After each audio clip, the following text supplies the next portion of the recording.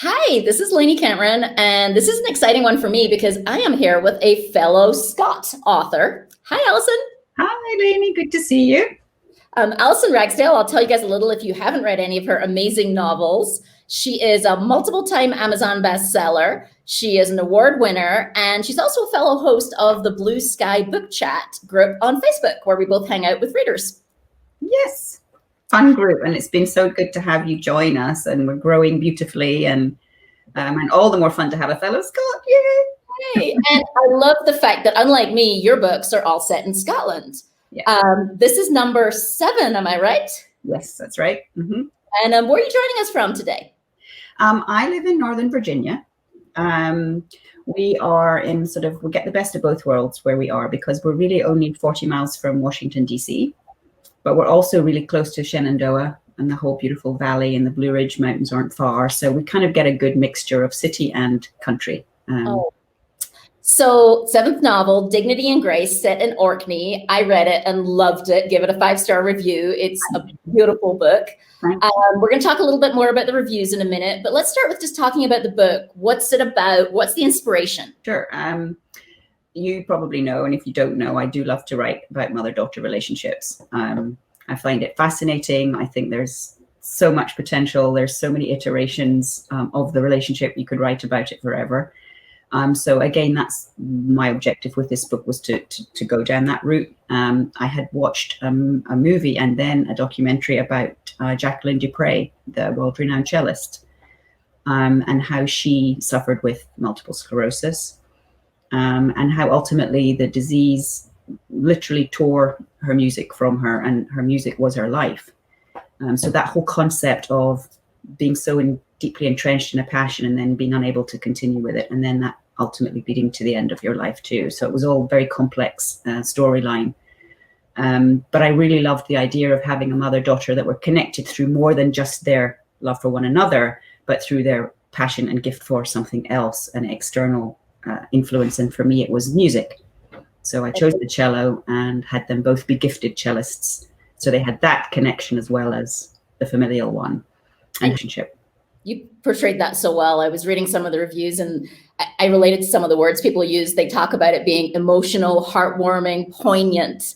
And I thought those were beautiful words, because that was my experience. I'll admit that I used some tissues in reading this book. It got me crying. It got me crying. I mean, it's a happy ending, but over the course of the book, oh man, that grief and dealing with losing your mother, and how your main character is still dealing with that later in her life and hasn't really reconciled it yet. And that's the journey she's going to go on. I thought that was beautiful. Let me show you one review that I also thought said it really well. This is from Patricia Sands. And Patricia says that you mine the depth of love and forgiveness in this poignant story, a journey of reflection and the true meaning of family. And obviously the rugged beauty of Scotland, and Orkney in particular, is an amazing backdrop. I'll just say congratulations. What a fabulous book. It's a wonderful read. Thank you so much. And I'm very grateful to Patricia and everybody who's given me such generous reviews, because that is, that means the world. But yeah, it's close to my heart. I'm glad you enjoyed it. And yeah, I will continue to set books in Scotland, certainly for the foreseeable future. So. And where do you keep getting ideas from, right? This is book number 7, which is amazing. You've had multiple bestsellers. How do you keep finding new ideas? How do you actually do that? Well, it's an interesting question, because I'd love to come up with some sparkly, insightful line about, oh, it's this or it's that.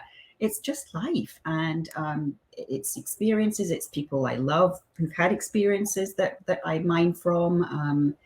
It's travel, it's family connections, it's overhearing a conversation in the supermarket, it's some reading great books spark ideas that then, ferment over time. A couple of my books, I've even actually had dreams about the characters and woken up and thought, oh my gosh, I really like that person.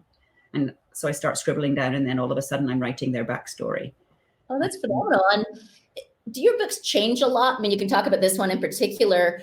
Do they change a lot from the first to the last iteration? And is there anything in this one that readers might be surprised to know was different in earlier versions? Yeah, I mean, they generally do evolve as they go.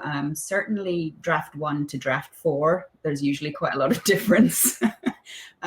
This one, yeah, there was a tangential storyline in this book that got cut. I actually had written in that Iona, the main character, discovers through the process of her journey that she had a half sister.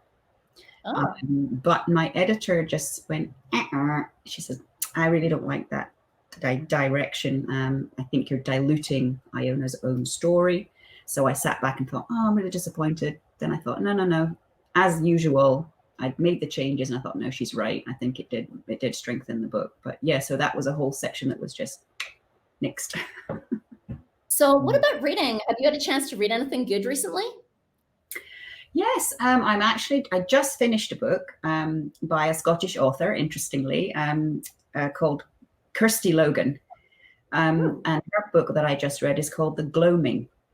And it's a kind of magical, mystical book. It's set on a mythical island, contemporary time in a mythical island in Scotland. And it's about a family who take their lives away from the rush of the city and they move to this island. But it's got a real kind of mystical undertone, like the mother is a ballerina and the father is a boxer. Oh, wow. So yeah, just a really interesting family dynamic. And they have 3 kids, and it's just how they shift their lives and then how the mystical elements of the island influence their lives. Wow. But yeah, it was fun. Oh, cool. Sounds like you're drawn to the islands. There's an island theme here. Yeah, it's interesting because I've not read a book, consciously read a book by a Scottish author for a really long time. And I bought that book about 2 years ago when I was back in Edinburgh in a beautiful bookstore that I didn't even know was tucked away in Stockbridge. So it's been sitting on my bedside table, but I was disciplining myself until I had turned my next book in. I wasn't going to read anything for fun. I've actually heard great things about that book. So now you've inspired me that I want to go find it because I've heard people talking and they've been saying such good things about it. Yeah, I really enjoyed it. It's worth a look. So any advice for writers who are, you're 7 books in here, which is amazing. People who are earlier in their career, maybe a debut like me or someone who's not even published yet. Like, what would you advise someone who's earlier on that journey? Well, I think the best advice I could give would be perhaps in 2 parts. The first would be start writing. Don't be afraid to write that first thing.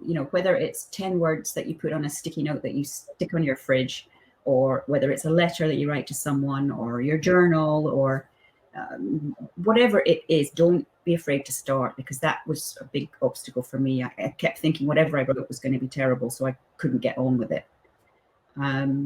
That's interesting. I think the act of writing begets writing, but you have to grease the wheels. So you've got to start. Don't be put off by your own fears. I just bought myself a mug on the weekend that says "Just Start" on the front. Really? Coffee mug. Just start.